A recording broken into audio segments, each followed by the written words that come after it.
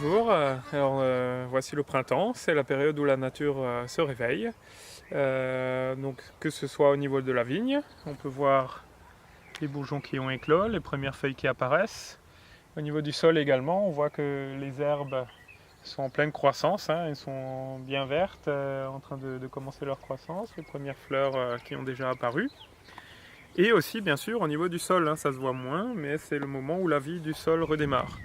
Donc pour accompagner cette renaissance un petit peu de la vie des sols, tous ces micro-organismes qui nous intéressent, et aussi pour apporter la nourriture nécessaire à la vigne, puisque nous ne fertilisons pas les vignes, donc on compte uniquement sur la vie des sols pour apporter les éléments nutritifs à la vigne. Donc c'est intéressant maintenant de faire un travail du sol, un travail d'aération, qui va permettre la décomposition de la matière organique et donc l'accompagnement de la vie des sols, puis la croissance de la vigne. Comment on le réalise? On va faire un seul passage de tracteur, puisqu'on souhaite limiter au maximum le travail du sol. Et dans ce même passage, on va avoir sur le côté des disques, comme ceci, qui vont travailler le long des ceps, qui vont décaler un petit peu la terre sur le côté et donc permettre d'aérer tout ça et d'enlever la végétation autour des pieds pour éviter la concurrence. Et dans un même temps, je vais avoir 3 dents étroites précédées chacune d'un disque droit pour découper la végétation. Donc à chaque fois, il y a les 3 disques et les 3 dents qui suivent directement le disque. Et donc vous voyez ici à l'arrière que c'est destiné à trancher la végétation. Donc on voit ici, ça permet d'aérer le sol, de faire pénétrer l'oxygène, de faire pénétrer l'eau, de découper un petit peu les racines des herbes qui seraient trop étouffantes.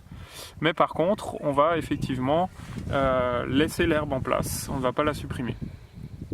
Alors vous allez pouvoir voir comment ça fonctionne.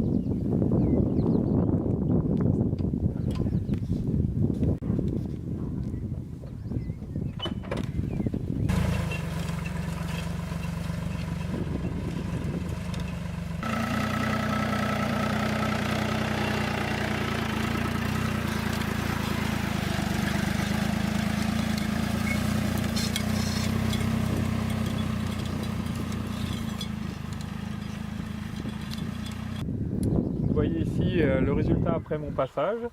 On voit que la terre a été un petit peu déplacée autour des pieds de vigne, mais sans travail trop profond qui bouleverserait la vie des sols. Et on voit presque rien sur le milieu de rang, puisqu'on est vraiment passé pour aérer, mais sans supprimer l'herbe. Et on tient vraiment à garder ces herbes, puisque c'est elles qui vont être garantes de la santé des sols par leur enracinement, qui vont aérer les sols, et aussi par leur rapport en matière organique, puisque la croissance des herbes puis leur décomposition l'année suivante va permettre de nourrir les sols en se minéralisant ensuite. Donc regardons ce que ça donne comme effet. Voilà, quand on prend une motte de terre, on voit très bien l'influence de ces petites radicelles là, qui vont vraiment donner de la structure au sol. On sent que c'est très aéré. Cette texture très grumeleuse, les petits agrégats, très riches en micro-organismes et bien sûr en matière organique aussi, le côté très brun.